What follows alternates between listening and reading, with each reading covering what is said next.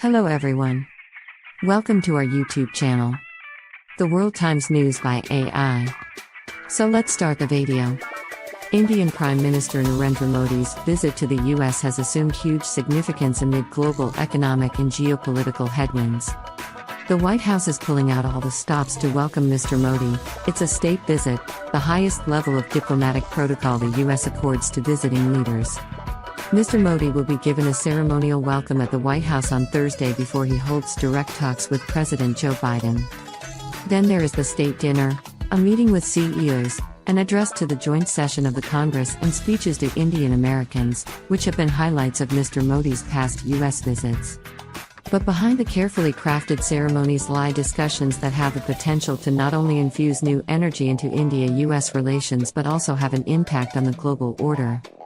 The Indo-Pacific is where the US possibly needs India's influence more than anywhere else right now.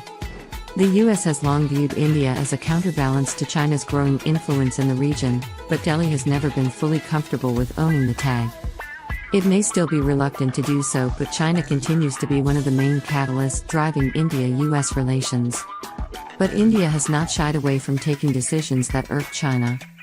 It held a military drill with US forces last year in Uttarakhand state, which shares a Himalayan border with China. Delhi has also continued to actively participate in the Quad, which also includes the US, Australia and Japan, despite angry reactions from Beijing. Indian diplomacy has been getting more assertive about saying that this is the country's moment on the global stage. It has good reason. India is one of the few economic bright spots in the world right now. Geopolitics is also in its favor. Most countries want a manufacturing alternative to China, and India also has a huge market with a burgeoning middle class. This makes it a good option for countries and global firms pursuing a China Plus One policy. Tanvi Madan, director of the India Project at the Brookings Institution in Washington, D.C., says that what matters to the U.S. is what India does and not what it publicly says about China. At the end of the day, whether or not India has publicly embraced the tag, it is very clear that Indian governments have seen the U.S. relationship as helpful as they deal with China, she said. Michael Kuckelman, director of the South Asia Institute at the Wilson Center think tank in Washington, added that the two countries had now started seeing eye to eye on the broader Indo-Pacific theater. We are starting to see the U.S. recognize the importance of Western components of the Indian Ocean region. For many years, India's main concern, for good reason, was the Indian Ocean region. Whereas for the US, it was the Pacific and the South China Sea. They will look at maritime security for the region now, he said. The joint statement may not mention China directly, but it will be high on the agenda as the two leaders discuss ways to consolidate their presence in the Indo-Pacific. But while they agree on China, the two countries have had differing approaches to the Ukraine war. Delhi has not directly criticized Russia, which analysts say is largely due to its huge dependency on Russian defense imports, and its time-tested ties with Moscow. India relies on Moscow for nearly 50% of its defense needs, but that's not the only reason. India has always taken pride in following its policy of non-alignment, or strategic autonomy, as it has been called in recent years. It doesn't want to be confined to a specific power center in the global order, which irked Washington diplomats in the early months of the invasion. But the US has softened its stance in recent months. It has even overlooked India's continuous purchase of crude oil from Russia. India too has gone a step forward by publicly calling for an end to the war. Ms. Madan added that the different responses to the invasion weren't a deal-breaker in India-US relations. When there is strategic convergence, the two countries are incentivized to manage their differences. Maybe not eliminate them, but manage their differences. And I think that has happened with their differing stands on Russia, she said. Meanwhile, other key areas of discussion include technology, defense and global supply chain management. The two countries have signed what they call the Initiative on Critical and Emerging Technology.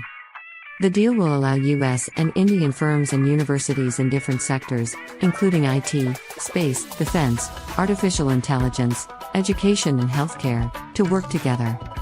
The leaders may also announce more cooperation in technology, especially in semiconductor manufacturing where China is the biggest player.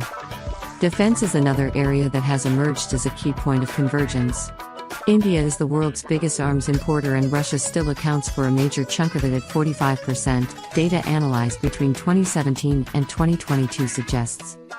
But the headline here is that Moscow's share used to be 65% until 2016, that's where the US sees an opportunity. Washington's share has grown but it's still just 11%, behind France's 29%. So some big-ticket defense deals are inevitable. They are likely to announce India's purchase of the battle-tested MQ-9A Reaper drones and a deal between GE and Indian state-run firms to manufacture fighter jet engines in India. Mr. Kugelman says defense cooperation between the two nations has come a long way. If you look at the recent track record, one could argue that the treatment the US gives India is not dissimilar from what it gives to many of its allies, he said. While defense and technology will most likely see some big announcements, the same can't be expected in trade. The US is now India's top trading partner at $130 billion, but analysts say there is still huge untapped potential. The two countries have had major differences over tariffs and export controls. India has signed a free trade agreement with Australia and Dubai and is discussing similar deals with others including Canada, the UK and the EU. No such deal is on the cards this visit, but the leaders may discuss or at least lay the ground for solving trade-related issues in the future.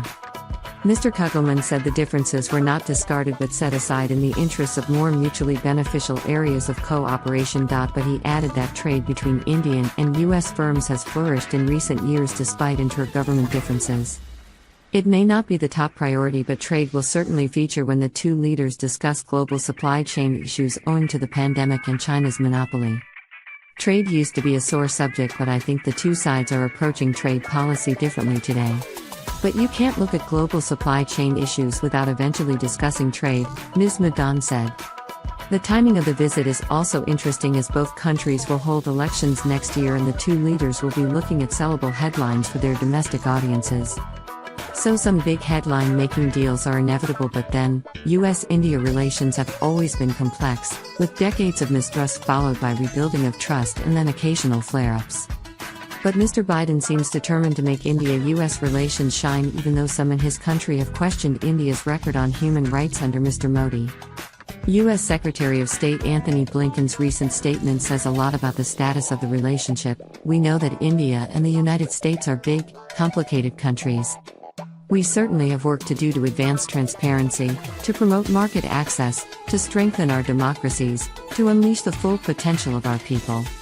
But the trajectory of this partnership is unmistakable and it is filled with promise. Thanks.